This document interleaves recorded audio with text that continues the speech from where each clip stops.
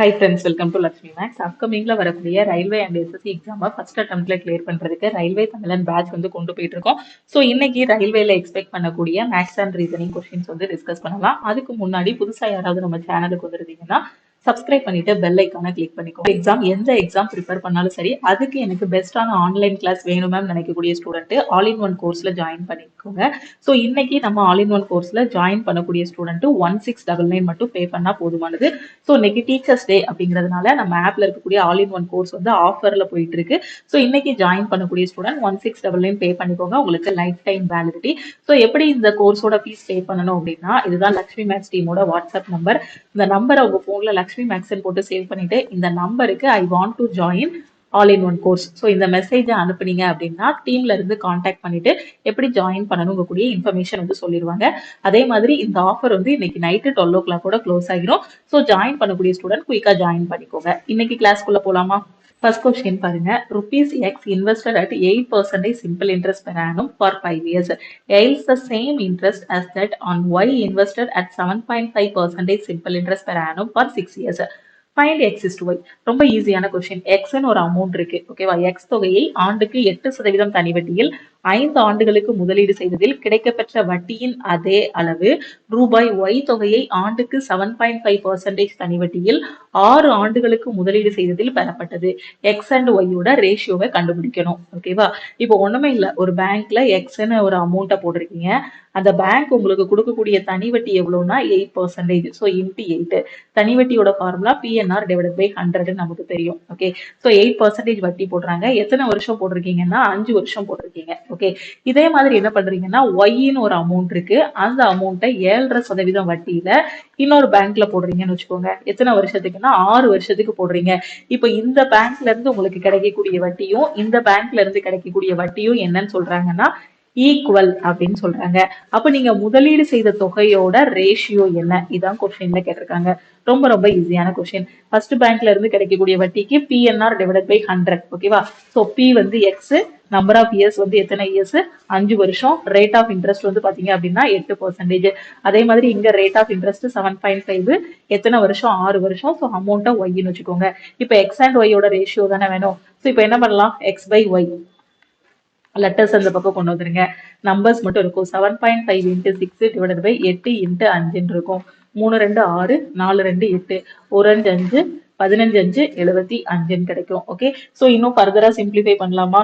இன்னும் ஃபர்தரா எப்படி சிம்பிளிஃபை பண்ணலாம்? மல்டிப்ளை பண்ணிடுவோம். மல்டிப்ளை பண்ண என்ன வரும்? 4.5 டிவைடட் பை 4 கிடைக்கும், ஓகேவா? ஸோ இங்க எல்லாமே பாயிண்ட் இல்லாம இருக்கு. ஸோ நம்ம என்ன பண்ணிக்கலாம் அப்படின்னு பாத்தீங்கன்னா, இதை வந்து நாம பாயிண்ட் இல்லாம மாத்தணும். அப்ப மேலும் கீழையும் 10ஆல மல்டிப்ளை பண்ணா 45/40 கிடைக்குமா? சோ இன்னுமே இதை ஃபர்தரா சிம்பிளிஃபை பண்ணலாம், அப்படிதானே? இன்னும் ஃபர்தரா சிம்பிளிஃபை பண்ணா, ஏன்னா நிறைய ஸ்டூடெண்ட் என்ன பண்ணுவாங்கன்னா இதை 10ஆல மல்டிப்ளை பண்ணி 45/40 கொண்டு வந்துருவாங்க. அடுத்து இங்கதான் ஆன்சர் இருக்கு, அப்ப இதான் ஆன்சர்னு சூஸ் பண்ணி விட்டுருவாங்க. இது தப்பு, ஓகேவா?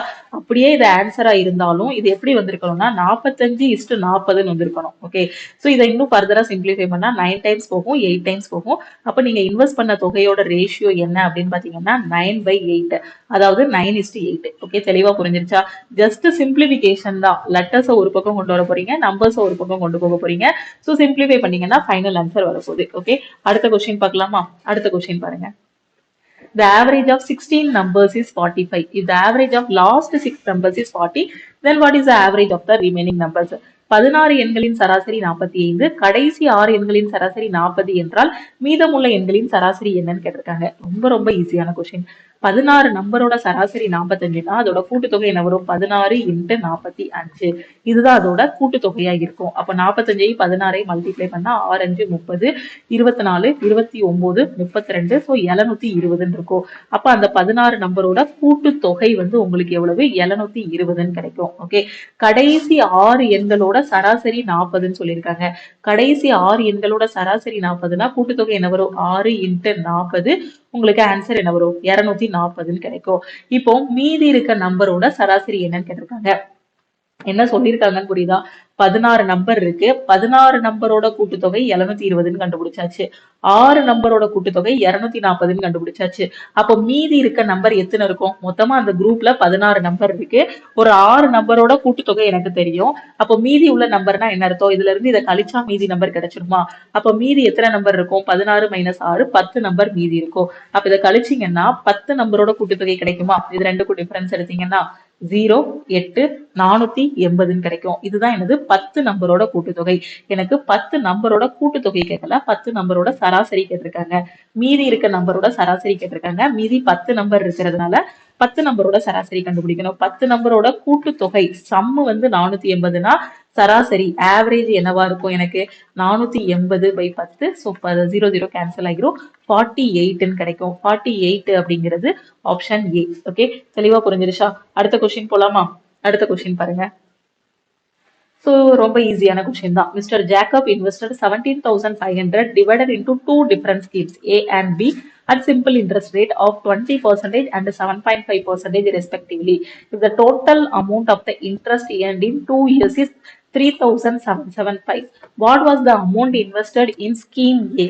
ஜேக்கப் என்பவர் வந்து 17,500 ரூபா இருக்கு, அதை 2 விதமா வட்டிக்கு விடுறாருன்னு வச்சுக்கோங்க. இல்ல 2 விதமா பேங்க்ல போடுறாரு.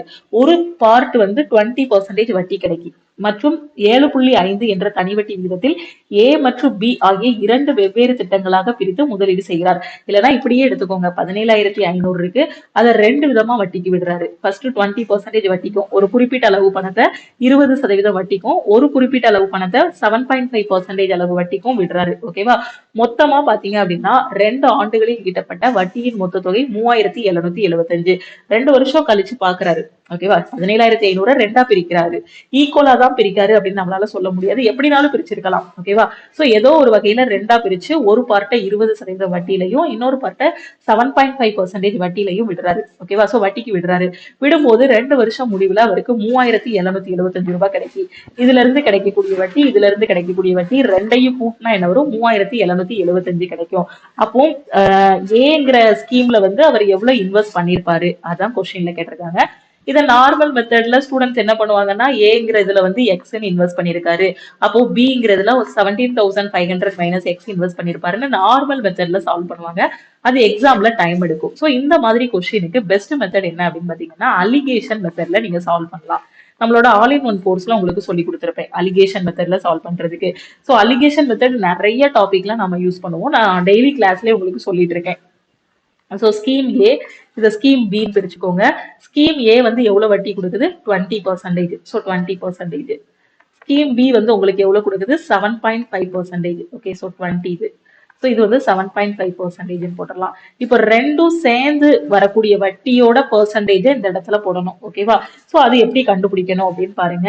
ஸோ 2 வருஷத்துக்கான வட்டி எவ்வளவு? 3,775. ஸோ ஸ்கீம் ஏ, ஸ்கீம் பில இருக்கக்கூடிய வட்டி ரெண்டையும் கூட்டினா 3,775 வருது.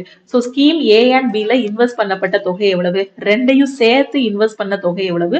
17,500 ரூபா. அப்ப 2 வருஷம் முடிவுல இந்த 17,500 ரூபாய்க்கு கிடைக்கக்கூடிய வட்டி தான் இது. ஓகேவா? சோ இதுக்கான பெர்சன்டேஜ் என்னன்னு ஃபர்ஸ்ட் நாம கண்டுபிடிக்கலாம். சோ தனி வட்டிக்கான ஃபார்முலா பிஎன்ஆர் டிவைடட் பை 100ன்னு உங்களுக்கு தெரியும். சோ பியோட வேல்யூ வந்து உங்களுக்கு என்ன கிடைக்கும்? பியோட வேல்யூ என்னது? பியோட value 17,500 r into number of years எத்தனை? 2 டிவைடட் பை 100 ஈக்குவல் டு 3,775 இருக்கும். ஓகே, சோ தெளிவா புரியுதா? நான் என்ன சொல்றேன்னு புரியுதா?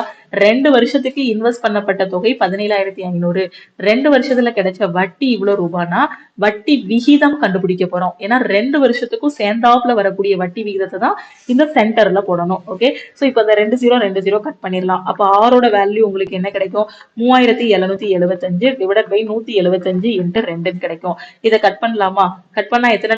ஓகே, இதை கட் பண்ணலாம். இங்க 175 இருக்கு, இங்க 3775 இருக்கு. சோ நம்ம எதால கட் பண்ணலாம்? 25 டைரக்டா கட் பண்ணுங்க, இல்லைன்னா ஃபர்ஸ்ட் 5 கட் பண்ணிடலாம். 3 5 15, 5 5 25, 7 5 35, 5 5 25, 5 5 25. ஸோ அடுத்து கட் பண்ணீங்கன்னா 7 5 35, 151 மேல கிடைக்கும். அப்ப இங்க என்ன ஒரு 151 டிவைடட் பை 14 கிடைக்கும். ஓகேவா? 151 டிவைடட் பை 14% கிடைக்கும். இன்னும் ஃபர்தரா சிம்பிளிஃபை பண்ண வேண்டாம், ஏன்னா பாயிண்ட்ல போயிட்டு இருக்கோம். அதனால அப்படியே எழுதிக்கோங்க, 151 டிவைடட் பை 14% இருக்கும். ஓகே, சோ இப்போ என்ன பண்ணணும் அப்படின்னு பாத்தீங்கன்னா, இதுக்கும் நீங்க டிஃபரன்ஸ் எடுக்கணும். இதுக்கும் வரக்கூடிய டிஃபரன்ஸை இந்த இடத்துல போடணும். இதுக்கும் வரக்கூடிய டிஃபரன்ஸை இந்த இடத்துல போடணும். ஓகேவா? சோ இதுல டிஃபரன்ஸ் எடுக்கிறத நான் ஏற்கனவே அலிகேஷன் மெத்தட்ல நான் சொல்லி கொடுத்திருப்பேன். இதற்கு டிஃபரன்ஸ் வந்து இப்படி பார்க்க எடுத்தீங்க அப்படின்னா இதோட டிஃபரன்ஸை இப்படி பார்க்க எடுக்கணும். ஆப்போசிட்ல டிஃபரன்ஸ் எடுக்கணும். இப்போ இதுக்கு டிஃபரன்ஸ் எப்படி எழுதணும்னா 151/14 minus 7.5 போட்டீங்கன்னா இதோட டிஃபரன்ஸ் எப்படி எழுதணும்னா 20 minus 151/14 போடணும். ஆப்போசிட்டா எடுக்கணும். சப்போஸ் இதுக்கு வந்து 151/14 minus 20 போட்டீங்கன்னா இதுக்கு வந்து எப்படி போடணும் அப்படின்னு பாத்தீங்கன்னா 7.5 minus 151/14 போடணும். இதை இப்படி பார்க்க டிஃபரன்ஸ் எடுத்தீங்கன்னா இதை இப்படி பார்க்க டிஃபரன்ஸ் எடுக்கணும். ஓகே, அது மட்டும் அலிகேஷன் மெத்தட்ல நீங்க கரெக்டா போட்டுக்கணும். எப்படினாலும் எடுத்துக்கலாம். இப்போ இதை இப்படி பார்க்க எடுத்தீங்கன்னா இதை இப்படி பார்க்க எடுக்கணும். அதே இதை வந்து இப்படி பார்க்க எடுத்திருந்தீங்கன்னா இதை இந்த பக்கமா எடுக்கணும் டிஃபரன்ஸ். ஸோ அதை மட்டும் கரெக்டா பாத்துக்கோங்க. ஓகே, ஸோ அதை கரெக்டா பார்த்துட்டு போட்டீங்கன்னா அலிகேஷன் மெத்தட்ல ஆன்சர் வந்துடும். கன்ஃபியூஸே வேண்டாம், ரெண்டுக்கும் டிஃபரன்ஸ் எடுத்து போடணும், அவ்வளவுதான். ஓகே, ஸோ பிளஸ் மைனஸ் மட்டும் மாறி வரும். ஒருவேளை டைரக்ஷன் மாத்தி எடுத்தீங்கன்னாலும் கடைசியில அந்த மைனஸ் வந்து கேன்சல் பண்ணிக்கலாம். இப்போ இதுக்கு நாம டிஃபரன்ஸ் எடுக்கணும். 151/14 minus 7.5 இருக்கா? சோ இதுக்கு டிஃபரன்ஸ் எடுக்கணும். அதுக்கு என்ன பண்ணணும்? எல்சிஎம் எடுக்கணும். சோ எல்சிஎம் எடுத்தா என்ன வரும்? 14 நாம எல்சிஎம் தூக்கி போட்டுடலாம். 151 minus 7.75 14 மல்டிப்ளை பண்ணா 5 நாள் 20 28 33 35 சோ 7 7 3 10. அப்போ ஒரு டிஜிட் தள்ளி புள்ளி வைக்கும் போது 105 கிடைக்கும். அப்படிதானே? சோ அப்போ உங்களுக்கு ஆன்சர் என்ன வரும்? கீழே 105 இருக்கும். அப்படிதானே? சோ 105. இப்போ 151ல 105 போச்சுன்னா எத்தனை? 46. அப்ப இதை சிம்பிளிஃபை பண்ணும்போது 46/14 கிடைக்கும். இப்போ இதுக்கு எல்சிஎம் எடுத்தீங்கன்னா என்ன வரும்? 14 எல்சிஎம் கிடைக்கும். சோ 14 2 28 280 minus 151 9 7 5 போனா 2 129 கிடைக்கும். 129/14. சோ டிஃபரன்ஸ் எடுத்தாச்சு. இது 49/14 கிடைக்கி, இது 129/14 கிடைக்கி. இப்போ நம்ம இதை ரேஷியோவா கன்வெர்ட் பண்ணிடலாமா? அப்ப இந்த 14 உங்களுக்கு கேன்சல் ஆகிரும். அப்ப இது என்ன ரேஷியோல இருக்கும்? 46:129 கூடிய ரேஷியோல கிடைக்கும். ஓகே, 46:129 கூடிய ரேஷியோல கிடைக்கும். அப்போ ஸ்கீம் 1ல பாத்தீங்க அப்படின்னா 46 பங்கு அமௌண்ட்டை வந்து இன்வெஸ்ட் பண்ணிருக்கீங்க. ஸ்கீம் 2ல பாத்தீங்க அப்படின்னா 129 பங்கு அமௌண்ட்டை வந்து இன்வெஸ்ட் பண்ணிருக்கீங்க. ஓகே, இப்போ ஸ்கீம் 1 and 2 ரெண்டும் சேர்த்து எவ்வளவு இன்வெஸ்ட் பண்ணிருக்கீங்க? 17,500. ஓகேவா? சோ ஸ்கீம் ஏல 46 பங்கு, ஸ்கீம் பில 129 பங்கு. அப்ப ரெண்டையும் ஆட் பண்ண என்ன வரும்? 9 6 15. சோ வேற என்ன இருக்கு? 4 2 6 175 பங்கு வருமா? சோ 175 பார்ட் வரும். இத பங்குல சொன்னீங்கன்னா 175 பங்கு, ரூபாயில சொன்னீங்கன்னா 17,500. அப்ப 175 பார்ட் 17,500 ஈக்குவலா இருக்கும். இதுல இருந்து 1 பார்ட் கண்டுபிடிச்சீங்கன்னா என்ன வரும்? இந்த 175 கேன்சல் ஆகிரும். சோ 0. ஓகேவா? 1 பார்ட் என்ன வரும்? 100 வரும். 1 பார்ட் என்ன? 100. இப்ப என்ன கேட்டிருக்காங்க? ஸ்கீம் ஏல இன்வெஸ்ட் பண்ண அமௌண்ட் எவ்வளவுன்னு கேட்டிருக்காங்க. ஸ்கீம் ஏல எவ்வளவு இன்வெஸ்ட் பண்ணிருக்கீங்க? 46 பார்ட். ஒரு பார்ட் 100னா 46 பார்ட் என்ன வரும்? 46 × 100 4600 கிடைக்கும். ஓகே, சோ 4600ங்கிறது ஆப்ஷன் சி. தெளிவா புரியுதா? சோ இந்த இடத்துல கால்குலேஷன் இருக்கு. சில சம்ல பாத்தீங்கன்னா டைரக்டா மைனஸ் பண்ணிடலாம், இந்த மாதிரி பிராக்ஷன்ல வராது. ஆனா சில சம்ல இந்த மாதிரி பிராக்ஷன் வரும். சோ இந்த மாதிரி மைனஸ் பண்ணி கரெக்டா ரேஷியோவா கன்வெர்ட் பண்ணிட்டு ஈக்குவேட் பண்ணீங்கன்னா ஆன்சர் வந்துடும். ஓகே, அப்போ ஸ்கீம் பி ல எவ்வளவு வந்திருக்கும்? சோ ஸ்கீம் பி ல எவ்வளவு அமௌண்ட் அப்படிங்கறத நீங்க கமெண்ட்ல சொல்லுங்க. ஓகேவா? சோ ஸ்கீம் பி ல வந்து 129 பார்ட். அப்போ ஸ்கீம் பி ல இன்வெஸ்ட் பண்ணப்பட்ட தொகை எவ்வளவு அப்படிங்கறத கமெண்ட்ல சொல்லுங்க. அடுத்த கொஸ்டின் பார்க்கலாமா? இந்த கொஸ்டின்ல பாருங்க, 50 minus 6 of 6 plus 1 divided by 8 plus 18 மதிப்பு என்னன்னு கேட்டிருக்காங்க. சோ இந்த மாதிரி கொஸ்டினுக்கு நீங்க என்ன அப்ளை பண்ணணும்? போர்டு மாஸ் ரூல் வந்து அப்ளை பண்ணணும். போர்டு மாஸ் ரூல்னா ஃபர்ஸ்ட் என்ன பண்ணணும்? பிராக்கெட்டை முடிச்சு விடணும். சோ பிராக்கெட்டுக்குள்ள இருக்கிறத ஒண்ணா முடிங்க. 6 plus 1 எத்தனை? 7. 6 × 7 எத்தனை? 42 இருக்கும். அப்போ உள்ள 50 minus 42. ஓகே, 50 minus 42 பிராக்கெட்டுக்குள்ள இருக்கு. 50 minus 42 வேல்யூ என்ன? 8. சோ 8 divided by 8 plus 18 இருக்கா? ஓகே, அப்படி எழுதிட்டேன். இதை ஃபுல்லா சிம்பிளிஃபை பண்ணா எனக்கு 8ன்னு கிடைச்சிச்சு. அடுத்து டிவைடட் பை 8 இருக்கு, 18 இருக்கு, அப்படி எழுதிட்டேன். இதை நான் கேன்சல் பண்ணிடலாம். எனக்கு 1 இருக்கும். சோ 1 plus 18 ஆன்சர் என்னது? 19. அப்ப இந்த கொஸ்டினுக்கான ஆன்சர் என்ன? 19. சோ 19ங்கிறது ஆப்ஷன் சி. ஓகே, அடுத்த கொஸ்டின் பார்க்கலாமா? இந்த கொஸ்டின்ல பாருங்க, ரொம்ப ரொம்ப ஈஸியான question. A, B and C share the profit in the ratio 3:3:7. If the gain is 39,000, then find the share of C. A, B, C 3 பேர் இருக்காங்க. ஓகேவா? 3:3:7 என்ற விதத்தில் லாபத்தை பகிர்ந்து கொண்டால் லாபம் ரூபாய் 3,900 என்றால் C இன் பங்கை கண்டறியவும். உங்க கையில 3,900 ரூபாய் நான் கொடுத்திருக்கேன். ஓகேவா? சோ மொத்தம் 3 பேர் நீங்க இருக்கீங்க. A, B, C 3 பேர் இருக்கீங்க. A க்கு போகக்கூடிய பங்கு 3 பார்ட், B யோட பங்கு 3 பார்ட், C யோட பங்கு பாத்தீங்கன்னா 7 பார்ட். இப்போ சிக்கு போகக்கூடிய பங்கு எத்தனைன்னு கேட்டிருக்காங்க. டோட்டலா எவ்வளவு ரூபாய் வருது? 39,000 ரூபாய் வருது. அப்போ மூணையும் ஆட் பண்ணா எவ்வளவு வரும்? 10, 10, 3, 13. அப்போ மொத்தமா எல்லாருக்கும் போகக்கூடிய பங்கு எவ்வளவுனா 13 பங்கு போகுது. அந்த 13 பங்கு 39,000க்கு ஈக்குவலா இருக்கும். இதுல இருந்து 1 பார்ட் என்னன்னு கண்டுபிடிங்க. 1 பார்ட் என்ன வரும்? இதை கட் பண்ணா 3000 கிடைக்கும். சோ 1 பார்ட் கண்டுபிடிச்சாச்சு. இப்ப ஈஸியா சம்ம முடிச்சு விட்டுறலாம். சோ சியோட பங்கு என்னன்னு கண்டுபிடிக்கணும். சியோட பங்கு எவ்வளவு? 7 பார்ட். ஒரு பார்ட் 3000னா 7 பார்ட் என்ன வரும்? 7 இன்ட்டு 3000னு கிடைக்கும். சோ 7 இன்ட்டு 3000 என்னது? 21,000. ஓகேவா? சப்போஸ் ஏ அண்ட் பி யோடது கேட்டாங்கன்னா 1 பார்ட் 3000. அப்ப ஏ யோடது என்ன வரும்? 3 இன்ட்டு 3000 வரும். அப்ப ஏ யோடது என்ன வரும்? 9,000 கிடைக்கும். ஓகேவா? சப்போஸ் பி கேட்டாங்க அப்படின்னா பியும் அதே தான். 3 இன்ட்டு 3 9,000. சப்போஸ் இப்படி கேட்கலாம், பி அண்ட் சிக்குள்ள டிஃபரன்ஸ் என்னன்னு கேட்டாங்கன்னா என்ன பண்ணணும்? இந்த ரேஷியோல டிஃபரன்ஸ் எடுக்கணும். 7 மைனஸ் 3 4. 1 பார்ட் 3000 அப்படின்னா 4 பார்ட் என்ன வரும்? 4 இன்ட்டு 3000. ஸோ 12,000 கிடைக்கும். பி அண்ட் சியோட டிஃபரன்ஸ் வந்து எவ்வளவு? 12,000. ஓகே, தெளிவா புரிஞ்சிருச்சு. அந்த ரேஷியோ வச்சே அந்த சம்ம வந்து முடிக்கணும். இது எல்லாமே நம்மளோட ஆல் இன் ஒன் கோர்ஸ்ல நான் உங்களுக்கு சொல்லி கொடுத்துருப்பேன். ஓகே, அடுத்த கொஸ்டின் பார்க்கலாமா? இந்த கொஸ்டின்ல என்ன சொல்லியிருக்காங்க? The compound interest on a certain sum at a certain rate per person per annum for second year and the third year are 1650, 1815. The sum and the rate of interest are respectively. 2ஆம் ஆண்டு மற்றும் 3ஆம் ஆண்டுகளில் ஆண்டுக்கு ஒரு குறிப்பிட்ட விகிதத்தில் ஒரு குறிப்பிட்ட தொகைக்கான கூட்டு வட்டி 1650 மற்றும் 1815 ஆகும். வட்டி விகிதம் மற்றும் தொகை எவ்வளவு? இதான் கொஸ்டின்ல கேட்டிருக்காங்க. ஒரு பேங்க்ல பீன்னு ஒரு அமௌண்ட் போட்டிருக்கீங்க. ஸோ காம்பவுண்ட் இன்ட்ரெஸ்ட் போடுறாங்க. ஃபர்ஸ்ட் இயர்ல போய் பாக்குறீங்க, உங்களுக்கு கிடைக்கக்கூடிய வட்டி பாத்தீங்கன்னா 1650. ஓகேவா? சோ கூட்டு வட்டி. அடுத்து 3வது வருஷம், சாரி செகண்ட் இயர்ல பாக்குறீங்க. ஃபர்ஸ்ட் இயர்னு சொல்லிட்டேன்னா அவனே தெளிவா சொல்லிட்டான் 2வது வருஷம் 3வது வருஷம்னு. 3வது வருஷத்துல போய் பாத்தீங்க அப்படின்னா உங்களுக்கு கிடைக்கக்கூடியது எவ்வளவுனா 1815 கிடைக்கும். எவ்வளவு கிடைக்கும்? 1815 கிடைக்கும். ஓகேவா? அப்போ செகண்ட் இயர்ல இருந்து தேர்ட் இயருக்கு என்னவா இன்க்ரீஸ் ஆயிருக்கு? 1650ல இருந்து 1815 மாறி இருக்கு. அப்ப இது ரெண்டையும் வச்சு நம்ம என்ன கொண்டு வந்துடலாம்? ரேட் ஆஃப் இன்ட்ரெஸ்ட் என்னங்கிறத கொண்டு வந்துடலாமா? புரியுதா நான் என்ன சொல்றேன்னு? செகண்ட் இயர்ல போய் பாத்தீங்கன்னா வட்டி 1650 இருக்கு. திடீர்னு 3வது வருஷம் போய் பாத்தீங்கன்னா அந்த 1650 இருக்க அமௌண்ட் 1815 மாறி இருக்கு. அப்ப எவ்வளவு இன்க்ரீஸ் ஆயிருக்கு? 1815 மைனஸ் 1650.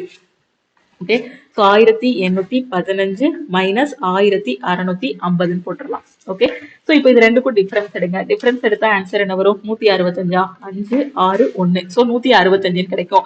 அப்போ இந்த 1650ல இருந்து எவ்வளவு கூடியிருக்கு? 165 ரூபாய் கூடியிருக்கு. அப்ப எவ்வளவு பெர்சன்டேஜ்னு பார்த்தேன் அப்படின்னா எனக்கு வட்டி விகிதம் கிடைச்சிருமா? அப்ப 1650ல இருந்து எவ்வளவு கூடி இருக்கு? ஒரு 165 ரூபாய் கூடி இருக்கு. ஸோ பெர்சன்டேஜ்ங்கிறதுனால இன்ட்டு 100 போட்டுக்கிறேன். ஸோ இது எத்தனை தடவை போகும்? இதுவும் இதுவும் 10 டைம்ஸ் போகும். இல்லைன்னா இந்த ஜீரோவையும் கட் பண்ணி விட்டீங்கன்னா ஓவராலா உங்களுக்கு எவ்வளவு கிடைக்கும்? 10% கிடைக்கும். அப்ப இந்த 10% தான் உங்களுக்கு என்னது? Rate of interest. அப்போ வட்டி விகிதம் எவ்வளவு போட்டிருக்காங்க? 10% வட்டி விகிதம் போட்டிருக்காங்க. ஸோ ரொம்ப சிம்பிளா வட்டி விகிதம் கண்டுபிடிச்சிடலாம். 2வது வருஷம் போய் உங்க பேங்க்ல உங்க பாஸ்புக் எடுத்துட்டு போறீங்க. 2வது வருஷம் முடிவுல 1650 போட்டிருக்காங்க. 3வது வருஷம் பிரிண்ட் பண்ணும்போது பாத்தீங்கன்னா 1815 மாறி இருக்கு. அப்ப இதுல இருந்து இது எவ்வளவு இன்க்ரீஸ் ஆயிருக்குன்னு பாருங்க. 165 ரூபாய் இன்க்ரீஸ் ஆயிருக்கு. அப்ப 165னா எவ்வளவு பெர்சன்டேஜ்னு கண்டுபிடிச்சீங்கன்னா அதுதான் வட்டி விகிதம். ஓகேவா? எவ்வளவு வட்டி போடுறாங்கிறது நமக்கு தெரிஞ்சிடும். வருஷத்துக்கு எவ்வளவு வட்டி போடுறோம் அப்படிங்கிறது நமக்கு தெரிஞ்சிடும். சோ வட்டி வந்து எவ்வளவு? 10%. சோ வட்டி கண்டுபிடிச்சாச்சு. அடுத்து என்னது? நம்ம இன்வெஸ்ட் பண்ண அமௌண்ட் எவ்வளவு, அதாவது எவ்வளவு தொகை, எவ்வளவு பிரின்சிபல் போட்டிருக்கோம், அசல் எவ்வளவு போட்டிருக்கோம், இதையும் கண்டுபிடிக்கணும். இப்போ இந்த 10% வச்சு இந்த ரெண்டு ஆப்ஷனை நாம எலிமினேட் பண்ணிடலாம். ஓகே, சோ இப்போ பிரின்சிபல் கண்டுபிடிக்கலாமா?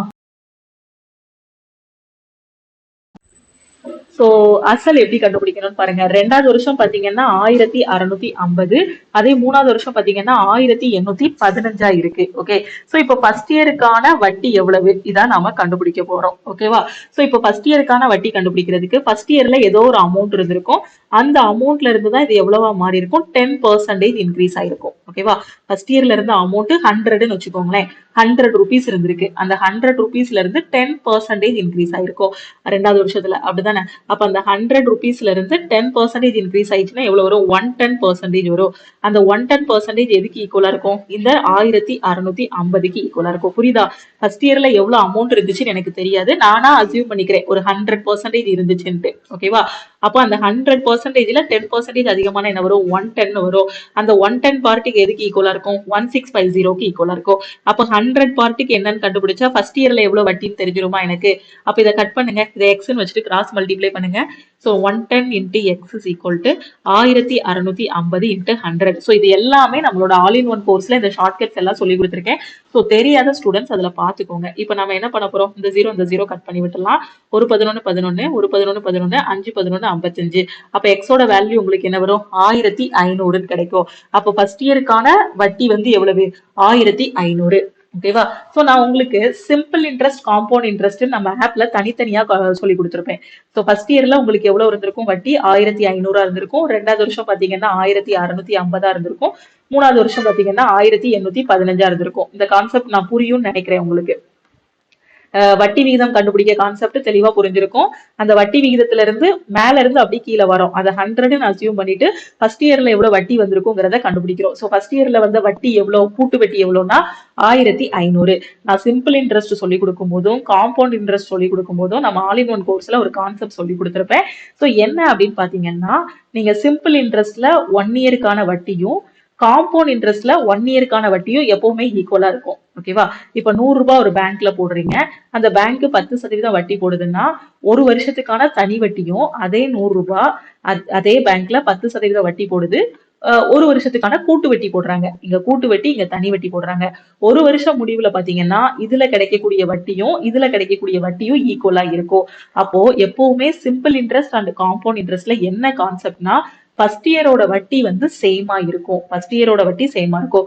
இந்த 100 ரூபாய்க்கு 10% தனி வட்டி போட்டு ஒரு வருஷத்துக்கான வட்டியும் அதே 100 ரூபாய்க்கு 10% வட்டி போட்டு ஒரு வருஷத்துக்கான கூட்டு வட்டியும் சேமா இருக்கும். நீங்க வேணா இதை PNR டிவைடட் பை 100 ஃபார்முலால போட்டு பாருங்க. இதை வேணா P into 1 plus R by 100 the whole power n ல போட்டு பார்த்தாலும் இதுல வரக்கூடிய ஆன்சரும் இதுல வரக்கூடிய ஆன்சரும் உங்களுக்கு என்னவா இருக்கும்னா சேமா தான் இருக்கும் வட்டி. அதனால நீங்க இங்க புரிஞ்சுக்க வேண்டிய கான்செப்ட் என்னன்னா, ஃபர்ஸ்ட் இயருக்கான simple interest and compound interest வந்து சேம். ஓகேவா. சோ இப்போ ஃபர்ஸ்ட் இயருக்கான வட்டி எவ்வளவு, 1500. ஓகேவா. சோ இந்த 1500 1 இயருக்கான காம்பவுண்ட் இன்ட்ரெஸ்ட்னு நான் சொல்லலாம், இல்ல 1 இயருக்கான சிம்பிள் இன்ட்ரெஸ்ட்னு நான் சொல்லலாம். இப்பதான் நான் கதை சொன்னேன். என்ன சொன்னேன், ஃபர்ஸ்ட் இயர்ல CI அண்ட் SI வந்து ஈக்குவலா இருக்கும் அப்படின்ட்டு. ஏன்னா நான் CIயோட ஃபார்முலா எனக்கு கஷ்டம், நான் அதை எடுத்துட்டு போய் கால்குலேட் பண்றதை விட அசல் கண்டுபிடிக்கிறதுக்கு நான் PNR டிவைடட் பை 100ல போட்டுடலாம். இந்த 1500ங்கிறது PNR டிவைடட் பை 100க்கும் ஈக்குவலா இருக்கும். அதே மாதிரி P into 1 plus R by 100 the whole power n minus P இந்த வேல்யூக்கும் ஈக்குவலா இருக்கும். ஓகேவா. சோ CIக்கான வேல்யூக்கும் இது ஈக்குவலா இருக்கும். அப்ப இதுல டைரக்டாவே சப்ஸ்டிட்யூட் பண்ணி நான் கண்டுபிடிச்சிடலாமா. சோ இப்போ பேசிக் தெரியாதவங்களுக்கு இது கன்ஃபியூஸா இருக்கிற மாதிரி இருக்கும். அதனால நீங்க first basic all in one கோர்ஸ்ல கொடுத்துருப்பேன், அதை தெளிவா பார்த்துட்டு அதுக்கப்புறம் இந்த மாதிரி சம் சால்வ் பண்ணீங்கன்னா ரொம்ப ஈஸியா சால்வ் பண்ணிடலாம். இப்போ P தான் கண்டுபிடிக்கணும். நம்பர் ஆஃப் இயர்ஸ் எத்தனை, ஒரு வருஷத்துக்கான வட்டி தானே இது. அப்போ 1ன்னு போட்டுக்கோங்க.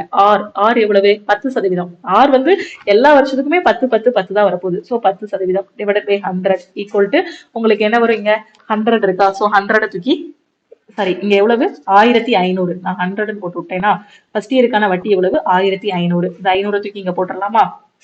புரியுதா நான் என்ன சொல்றேன்னு. ஃபர்ஸ்ட் இயருக்கான எஸ்ஐயும் ஃபர்ஸ்ட் இயருக்கான சிஐயும் சேம். அதனால எஸ்ஐக்குள்ள ஃபார்முலால சப்ஸ்டியூட் பண்ணியே நான் அசல ஈஸியா கண்டுபிடிச்சிடலாம். இப்போ நான் என்ன பண்ணலாம், இந்த ஜீரோ கட் பண்ணிடலாம். அப்போ பியோட வேல்யூ எனக்கு என்ன வரும், இந்த 10 அந்த பக்கம் போயிருச்சுன்னா 1500 இன்ட்டு 10 15000 ரூபாய் வரும். ஓகேவா. அப்போ நான் அந்த பேங்க்ல இன்வெஸ்ட் பண்ண தொகை எவ்வளவு அப்படின்னு பாத்தீங்கன்னா 15000 ரூபாய் நான் இன்வெஸ்ட் பண்ணிருக்கேன். எனக்கு 10% வட்டி போட்டாங்க அப்படின்னா ஃபர்ஸ்ட் இயர்ல எனக்கு எவ்வளவு கிடைக்கும் அப்படின்னா 1500 கிடைக்கும். ஓகேவா. செகண்ட் இயர்ல எனக்கு எவ்வளவு கிடைக்கும்னா 1650. தேர்ட் இயர் பாத்தீங்கன்னா 1815 கிடைக்கும். ஓகே, தெளிவா புரிஞ்சிருச்சா, நான் சொன்ன கான்செப்ட் புரிஞ்சிருச்சா. அடுத்த கொஸ்டின் போயிருவோமா. இந்த கொஸ்டின்ல பாருங்க, the length and breadth of a rectangle are 12 cm and 6 cm respectively. What is the area of the rectangle?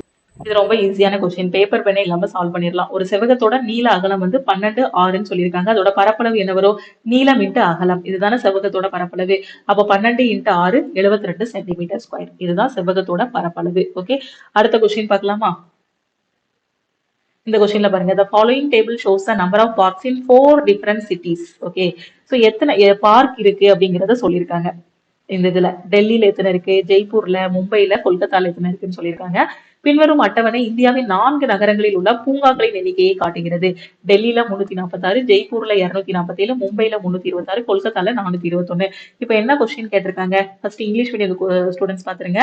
The number of parks in Delhi is what percentage of the total number of parks in all the 4 cities taken together?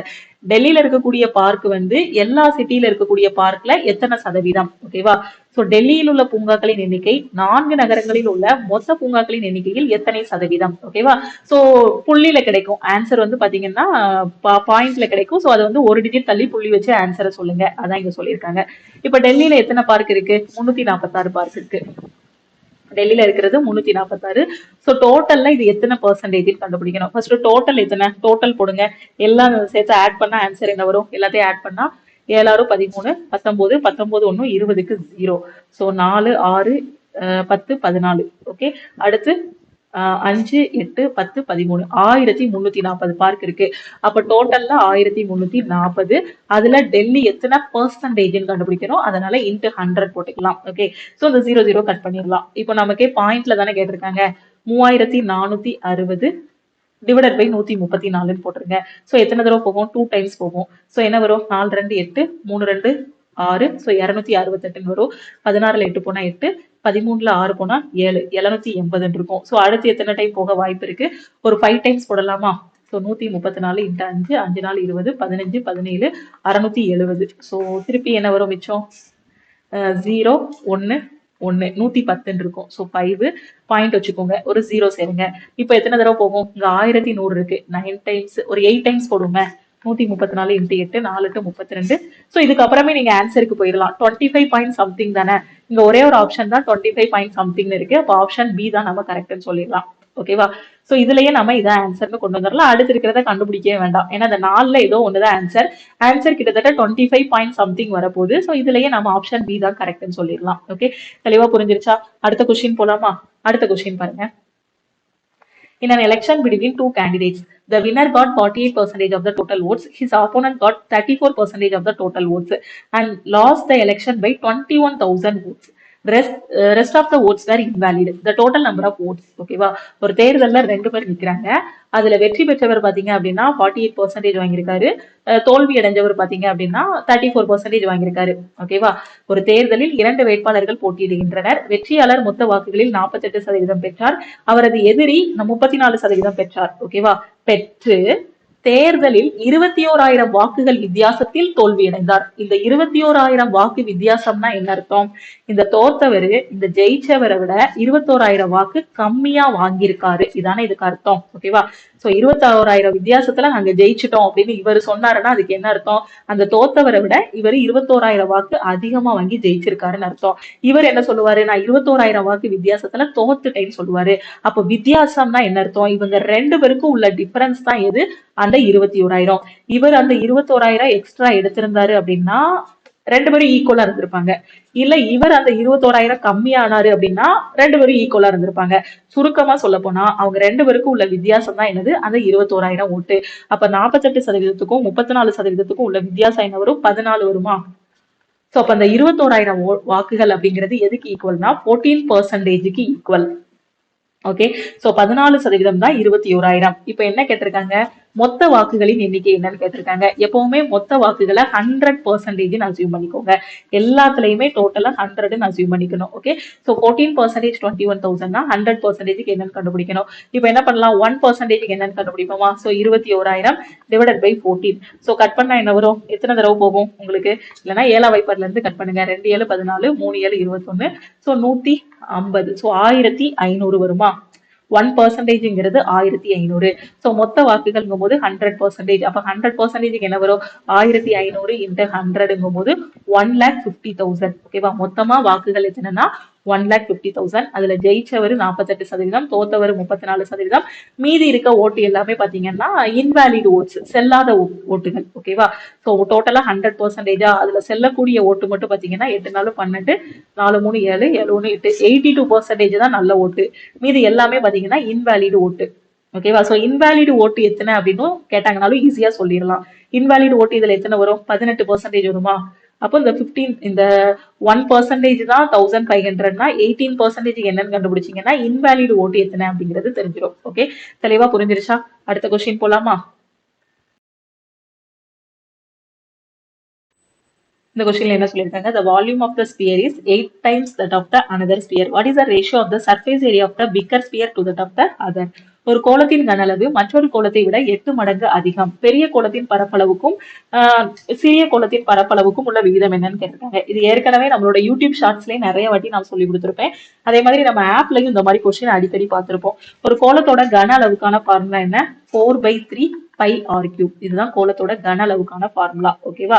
அதே இது ஒரு கோளத்தோட வலைப்பரப்பு, இப்ப என்ன கேட்டிருக்காங்க? பரப்பளவு தானே கேட்டிருக்காங்க. அதோட பரப்பளவுக்கான ஃபார்முலா என்னன்னா 4πr². ஓகே, சோ இதுக்கான ஷார்ட்கட் இருக்கு. நான் இதுக்கான ஷார்ட்கட் சொல்லி கொடுத்துறேன். ஃபர்ஸ்ட் கன அளவு, ஒரு பெரிய கோளம் இருக்கு, ஒரு சிறிய கோளம் இருக்குன்னா இதோட கன அளவு கண்டுபிடிக்கிறதுக்கான ஃபார்முலா என்ன அப்படின்னு பாத்தீங்கன்னா a³. ஓகேவா? சோ கன அளவு அப்படிங்கிறது 3D ஷேப்னு சொல்லுவோம். ஓகேவா? அதுக்கப்புறம் 2D போட்டுக்கிறேன். ஓகேவா? சோ இந்த 3Dல இருந்து D வரணும் அப்படின்னா என்ன பண்ணணும்னா இதுக்கு கியூப் ரூட் எடுக்கணும். ஏக்கு கியூப் ரூட் எடுத்தா உங்களுக்கு என்ன வரும்? A கிடைக்கும். இந்த Dல இருந்து 2D போகணும் அப்படின்னா ஸ்கொயர் பண்ணணும். ஓகேவா? சோ இப்ப நீங்க புரிஞ்சுக்க வேண்டியது என்ன அப்படின்னு பாத்தீங்கன்னா மென்சுரேஷன் டாபிக்லயே நான் சொல்லி கொடுத்திருப்பேன். கன அளவு அப்படின்னா 3D. ஓகேவா? அதோட பக்கத்தின் அளவு அப்படின்னா அதை டீன்னு எடுத்துக்கிடணும். அதோட பரப்பளவு அப்படின்னா அது 2 டைமென்ஷனல். இததான் நான் மென்சுரேஷன் டாபிக்ல ரெண்டா சொல்லி கொடுத்திருப்பேன். 2 டைமென்ஷனல் ஷேப்பு, 3 டைமென்ஷனல் ஷேப்புன்னு. ஸோ 2D எல்லாமே எங்க வரும் அப்படின்னு பாத்தீங்கன்னா பரப்பளவுல வரும். 3D எல்லாமே எங்க வரும் அப்படின்னு பாத்தீங்கன்னா கன அளவுல வரும். இப்போ உங்களுக்கு என்ன கொடுத்திருக்காங்க? அதோட கன அளவு கொடுத்திருக்காங்க. அப்படிதானே? பெருசோடது பாத்தீங்கன்னா 8 மடங்கு அதிகம். அப்ப பெரிய கோளம், இது சிறிய கோளம்னு வச்சுக்கோங்க. ஓகேவா? சோ பெரிய கோளம், சிறிய கோளம். ஓகேவா? பெரிய கோளத்தோட கன அளவு எவ்வளவு? 8 மடங்கு இருக்கு. அப்ப சிறிய கோளத்தோட எத்தனை இருக்கும்? 1 மடங்கு இருக்கும். அப்படிதானே? சோ சின்னதுல இருந்து இது எவ்வளவு இருக்கும்? 8 மடங்கு பெருசு. அப்ப a³ வேல்யூ, 3D ஷேப்போட வேல்யூ என்னது? 8. இதுல இருந்து எங்க வாங்க? D வாங்க. ஓகேவா? டைமென்ஷன் வந்தீங்கன்னா பக்கத்தோட அளவு கிடைச்சிரும். D வர்றதுக்கு என்ன சொல்லியிருக்கேன்? கியூப் ரூட் எடுக்கணும்னு சொல்லியிருக்கேன். அப்ப இதுக்கு கியூப் ரூட் எடுங்க. கியூப் ரூட் எடுத்தா என்ன வரும்? 8க்கு கியூப் ரூட் எத்தனை? 2. அப்ப அதோட அந்த பக்கத்தின் அளவோட ரேஷியோ என்ன வரும்? 2:1. ஓகேவா? இப்போ உங்களுக்கு என்ன கேட்டிருக்காங்க? பரப்பளவு தானே கேட்டிருக்காங்க. சோ பரப்பளவுனா என்னதுன்னா 2D. அப்போ இந்த Dல இருந்து என்ன பண்ணணும் அப்படின்னு பாத்தீங்கன்னா D ஸ்கொயர் பண்ணணும். சோ ஸ்கொயர் பண்ணா என்ன வரும்? 2 ஸ்கொயர் 4, 1 ஸ்கொயர் 1. அப்ப இந்த கொஸ்டினுக்கான ஆன்சர் என்னன்னா 4:1. 4:1ங்கிறது ஆப்ஷன் டி. சோ இன்னும் உங்களுக்கு தெளிவா புரியல அப்படின்னா நீங்க பேசிக்ஸ்ல ஸ்ட்ராங் ஆகணும். ஓகேவா? சோ அதுக்காக நம்ம ஆல் இன் ஒன் கோர்ஸ்ல மென்சுரேஷன் டாபிக்ல 2D 3D, 2Dல இருந்து எப்படி 3D போகணும், Dல இருந்து எப்படி 2D போகணுங்கிறத தெளிவா சொல்லி கொடுத்திருப்பேன். இதே இது சில இதுல பாத்தீங்க அப்படின்னா ஒரு கோலத்தோட பக்கங்களோட அளவோட ரேஷியோ கொடுத்திருப்பாங்க. அப்ப அதை எப்படி எடுத்துக்கணும்? டைமென்ஷன் எடுத்துக்கணும். 2:1 கொடுத்திருப்பாங்க. அப்ப இதுல இருந்து என்ன போக சொல்லுவாங்கன்னா பரப்பளவு கேட்பாங்க. பரப்பளவு கேட்டாங்கன்னா இதை ஸ்கொயர் பண்ணணும். சோ 4:1 கிடைக்கும். அதே இது உங்களுக்கு கன அளவு கேட்டாங்கன்னா இதை கியூப் பண்ணணும். சோ 8:1 கிடைச்சிருதா? புரியுதா? இதுல இருந்து இங்க வரணும் அப்படின்னா பரப்பளவுக்கு வரணும்னா ஸ்கொயர் பண்ணணும். இங்க இருந்து கன அளவுக்கு போகணும் அப்படின்னா கியூப் பண்ணணும். ஓகேவா? அதே இது கன அளவுல இருந்து பக்கத்தோட அளவுக்கு போகணும்னா கியூப் ரூட் எடுக்கணும். ஓகேவா? அதே மாதிரி இங்க இருந்து இங்க போகணும்னா என்ன பண்ணணும்? பரப்பளவுல இருந்து இந்த பக்கத்தோட அளவுக்கு போகணும்னா ஸ்கொயர் ரூட் எடுக்கணும். ஓகேவா? சோ இது எல்லாமே கான்செப்ட் தெளிவா புரிஞ்சுக்கோங்க. அடுத்த question பாத்துருவோமா? The ages of Hari and Harry are in the ratio 5:7. 4 years from now, the ratio of their ages will be 3:4, their present age. Hari மற்றும் ஹாரியோட வயதோட விகிதம் 5:7. இப்போ இருந்து 4 வருஷத்துக்கு அப்புறம் பாத்தீங்கன்னா 3:4 மாறுது. அவர்களின் தற்போதைய வயது என்ன? இதான் கொஸ்டின்ல கேட்டிருக்காங்க. So Hari and Harry present age எவ்வளவு? ஹரியோடது 5x, ஹாரியோடது 7x. 4 வருஷத்துக்கு அப்புறம். சோ +4 போட்டுக்கலாம். ரேஷியோ என்னவா மாறுது? 3:4 மாறுது. 3/4 போட்டுக்கலாம். இவ்வளவுதான். நான் எழுதியிருக்கிறது புரியுதா? பிரசன்ட்ல 5x 7x இருக்கு. சோ 4 வருஷத்துக்கு அப்புறமா அதனால +4 போட்டுக்கோங்க. இவனுக்கும் 4 வயசு கூடும், இவனுக்கும் 4 வயசு கூடும். சோ ரேஷியோ 3/4 மாறுது. இப்போ இதை கிராஸ் மல்டிப்ளை பண்ணுங்க. 4 × 5x + 4 = 3 × 7x + 4. 20x + 16 21x plus 12 கிடைக்கும். இப்ப x ஒரு பக்கம் கொண்டு வந்துருங்க. 21x minus 20x x. So 16 minus 12 4 கிடைக்கும். x ஓட வேல்யூ என்ன வரும்? 4 கிடைக்கும். அவங்களோட தற்போதைய வயது என்னன்னு கேட்டிருக்காங்க. ஸோ தற்போதைய வயதோட ரேஷியோ என்ன? 5x 7x. அப்போ ஹரியோட தற்போதைய வயது என்ன? 5 பார்ட். ஒரு பார்ட் 4ன்னா 5 பார்ட் என்ன வரும்? 5 × 4 20. ஹாரியோடது 7 × 4 28. அப்போ அவங்களோட தற்போதைய வயது 20, 28. ஸோ 20, 28ங்கிறது ஆப்ஷன் பி. இது ரொம்ப பேசிக்கான கொஸ்டின். ஓகேவா? ஸோ இது போக இன்னும் நிறைய கொஸ்டின்ஸ் இருக்கு. அந்த கொஸ்டின்ஸ் எல்லாத்தையும் நம்ம அடுத்தடுத்த கிளாஸ்ல வந்து டிஸ்கஸ் பண்ணலாம். இந்த வீடியோ உங்களுக்கு பிடிச்சிருக்கு அப்படின்னா லைக் பண்ணுங்க. உங்களுக்கு டவுட்ஸ் ஏதாவது இருக்கு அப்படின்னா மறக்காம கமெண்ட் பண்ணுங்க. ஸோ என்டிபிசி எக்ஸாம் இன்னொரு 9 நாள் தான் டைம் இருக்கு. அதுக்குள்ளே நோட்டிபிகேஷன் ரிலீஸ் பண்ணிடுவாங்க. நீங்க ரயில்வேல எந்த எக்ஸாம் படிச்சாலும் சரி, எஸ்எஸ்சில எந்த எக்ஸாம் படிச்சாலும் சரி, அதுக்காக எனக்கு ஒரு பெஸ்டான ஆன்லைன் கிளாஸ் வேணும் மேம். நான் சிலபஸ் எல்லாமே கவர் பண்ணணும், ப்ரீவியஸ் இயர் கொஸ்டின் எல்லாம் ப்ராக்டிஸ் பண்ணணும், ரிவிஷன் எல்லாமே பண்ணணும் அப்படின்னு நினைக்கக்கூடிய ஸ்டூடெண்ட் நம்ம லக்ஷ்மி மேக்ஸ் ஆப்ல ஆல் இன் ஒன் கோர்ஸ் வந்து கொடுத்துருக்கோம். ஸோ அந்த ஆல் இன் ஒன் கோர்ஸ்ல ஜாயின் பண்ணிக்கோங்க. 50க்கும் மேற்பட்ட central government and state government exam first அட்டெம்ப்ட்ல கிளியர் பண்ற மாதிரி இதுல கிளாஸஸ் வந்து கொடுத்துருப்போம். நீங்க காலேஜ் ஸ்டூடெண்டா இருக்கீங்க, ஹவுஸ் ஒய்ஃபா இருக்கீங்க, பிரைவேட் கம்பெனில ஒர்க் பண்றீங்க, என்னால ஆஃப்லைன் கிளாஸ் போக முடியாதுன்னு சொல்லக்கூடிய ஸ்டூடெண்ட்டுக்கு இந்த கிளாஸஸ் ரொம்பவே யூஸ்ஃபுல்லா இருக்கும். ஓகேவா? ஸோ இன்னைக்கு டீச்சர்ஸ் டே அப்படிங்கிறதுனால ஆல் இன் ஒன் கோர்ஸுக்கு வந்து ஆஃபர் வந்து அனௌன்ஸ் பண்ணியிருக்கோம். இன்னைக்கு all in one course join பண்ணக்கூடிய ஸ்டூடெண்ட் வெறும் 1699 மட்டும் பே பண்ணா போதுமானது. இதுலயே உங்களுக்கு கிளாஸஸ், ஸ்டடி மெட்டீரியல்ஸ், அதுக்கப்புறம் டெஸ்ட் எல்லாமே ப்ரொவைட் பண்ணியிருக்கோம். வேற எதுவுமே தனியா நீங்க ஜாயின் பண்ண வேண்டிய அவசியம் இல்லை. இந்த ஒரு கோர்ஸ் மட்டும் நீங்க ஃபாலோ பண்ணாலே போதுமானது. ஓகேவா? இதுல எப்படி ஜாயின் பண்ணணும் அப்படின்னு பாத்தீங்கன்னா, இதுதான் நம்ம லக்ஷ்மி மேக்ஸ் டீமோட வாட்ஸ்அப் நம்பர். இந்த நம்பரை உங்க போன்ல லக்ஷ்மி மேக்ஸ்ன்னு போட்டு சேவ் பண்ணிக்கோங்க. உங்களுக்கு எக்ஸாம் பத்தி டவுட் இருந்தாலும் இந்த நம்பருக்கே நீங்க கால் பண்ணியோ வாட்ஸ்அப் பண்ணியோ கேட்டுக்கலாம். ஸோ இந்த நம்பருக்கு மேல ஒரு மெசேஜ் கொடுத்துருக்கேன் பாருங்க, I want to join all in one கோர்ஸ்னு. இந்த மெசேஜ் அனுப்புனீங்கன்னா டீம்ல இருந்து கான்டாக்ட் பண்ணிட்டு உங்களுக்கு ஜிபே நம்பர் இல்ல அக்கௌண்ட் நம்பர் வந்து கொடுப்பாங்க. அதுக்கு நீங்க 1699 மட்டும் பே பண்ணா போதுமானது. ஸோ இந்த ஆஃபர் வந்து இன்னைக்கு நைட்டு 12 o'clock க்ளோஸ் ஆகிரும். ஸோ ஜாயின் பண்ணக்கூடிய ஸ்டூடெண்ட் குயிக்கா ஜாயின் பண்ணிக்கோங்க. இதுல இருக்கிறத மட்டுமே படிச்சாலே ஃபர்ஸ்ட் அட்டெம்ப்ட்ல உங்களால கிளியர் பண்ண முடியும். ஸோ ஆப்பை டவுன்லோட் பண்ணிட்டு ஆப்ல போய் டைரக்டா நீங்க பே பண்ண வேண்டாம். ஓகேவா? ஸோ கிளாஸஸ் எல்லாமே ஆப்ல நடக்கிறதுனால நீங்க ஆப்பை டவுன்லோட் பண்ணிட்டு உங்களோட மொபைல் நம்பர் மட்டும் என்டர் பண்ணி ரிஜிஸ்டர் மட்டும் பண்ணிட்டு நான் சொன்ன நம்ம டீமோட நம்பருக்கு மெசேஜ் அனுப்பிடுங்க. ஓகேவா? ஸோ ஆப்ல போய் டைரக்டா பே பண்ணா 2500 இருக்கும். ஸோ இன்னைக்கு ஜாயின் பண்ணக்கூடிய ஸ்டூடெண்ட் இந்த அமௌண்ட் பே பண்ண வேண்டாம். 1699 மட்டும் பே பண்ணா போதுமானது. ஓகே? வேற எதுவும் டவுட் இருக்கு அப்படின்னாலும் இந்த நம்பருக்கு கால் பண்ணியோ வாட்ஸ்அப் பண்ணியோ கேளுங்க. ஸோ என்டிபிசி எக்ஸாமுக்கான 120 டேஸ்க்கான ஸ்டடி பிளான் வந்து கொடுத்துருக்கோம். ஸோ இன்னையில இருந்து நீங்க ஸ்டார்ட் பண்ணாதான் எக்ஸாம் வர்றதுக்குள்ளே பெர்ஃபெக்டா ரெடி ஆக முடியும். முடிஞ்ச அளவுக்கு சீக்கிரமா உங்களோட ப்ரிப்பரேஷன் ஸ்டார்ட் பண்ணுங்க. அதே மாதிரி நம்ம டெலிகிராம் குரூப், டெலிகிராம் சேனல்ல நீங்க இன்னும் ஜாயின் பண்ணல அப்படின்னா டெலிகிராம் குரூப் அண்ட் சேனல்லையும் ஜாயின் பண்ணிக்கோங்க. இன்ஸ்டாகிராம்லயும் லக்ஷ்மி மேக்ஸை ஃபாலோ பண்ணிக்கோங்க. தேங்க்யூ.